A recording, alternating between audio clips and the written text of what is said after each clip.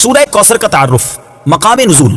علامہ علی بن محمد خازن رحمۃ اللہ تعالی علیہ فرماتے ہیں سورہ اب ہم نے غور کرنا ہے کہ ان طاق راتوں کو کیسے گزارنا ہے۔ جتنا عبادت کریں گے انشاءاللہ اتنی برکتیں ملیں گی۔ اور یہ طاق رات ہے کیسی؟ اگر لیلۃ القدر کسی کو مل گئی، حدیث پاک میں آتا ہے کہ نبی پاک فرماتے یہ وہ رات ہے کہ جس رات فرشتے آسمان دنیا سے زمین پر تشریف لاتے ہیں۔ حدیث پاک کا خلاصہ ہے فرشتے مسلمانوں کی دعاؤں پر آمین کہتے ہیں، بلکہ مسلمان جو عبادت میں مصروف ہوتے ہیں ان سے فرشتے مصافحہ کرتے ہیں۔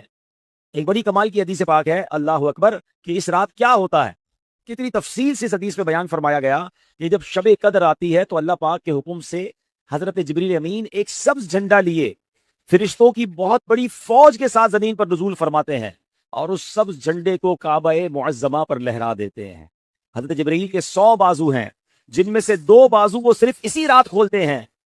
وہ بازو مشرق و مغرب میں پھیل جاتے ہیں۔ پھر حضرت جبریل علیہ السلام فرشتوں کو حکم دیتے ہیں کہ جو کوئی مسلمان آج رات قیام، نماز یا ذکر اللہ میں مشغول ہے اس سے سلام و مصافحہ کرو، نیز ان کی دعاؤں پر آمین کہو۔ شب قدر فرشتے مصافحہ کرتے ہیں عبادت کرنے والوں سے، فرشتے دعاؤں پر آمین کہتے ہیں۔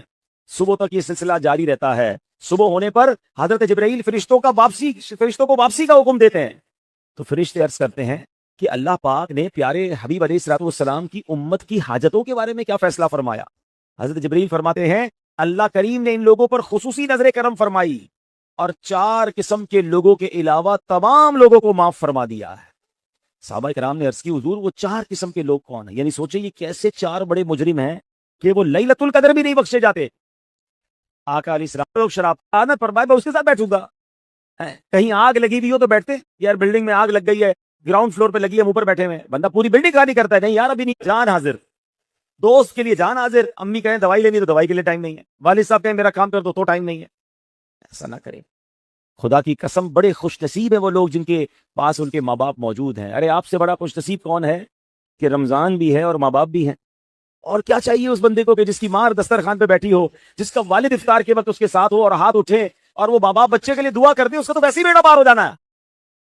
پوچھو ان سے جن کے ماں باپ چلے گئے کتنا یاد آتے ہیں۔ رمضان میں تو بہت زیادہ یاد آتے کہ ماں ہوتی تو افطار ساتھ کرتے، والد ہوتے تو افطار ساتھ کرتے، کیا دن تھے جب ماں باپ ساتھ تھے۔ اب نہیں ہے، اب ان سے بات کرنی ہے تو قبرستان جانا پڑتا ہے۔ آپ کے پاس ہے تو قدر کیجئے نا، کیوں دل دکھاتے ہیں ان کا، کیوں ستاتے ہیں ان کو؟ پریورٹی دے اپنے ماں باپ کو۔ خدا کے واسطے آپ سن رہے ہیں کہ لیلۃ القدر ماں باپ کا نافرمان نہیں بخشا جائے گا۔ تیسرے نمبر پر فرمایا رشتہ داری کاٹنے والا، چھوٹی چھوٹی بات پر رشتے ختم کر دیے۔ ہم فلاں بھائی سے نہیں ملتے، فلاں چاچا کے گھر نہیں جاتے، فلاں خالہ سے بات نہیں کریں گے۔ کیوں نہیں کریں گے بھائی؟ وہ دعوت میں نہیں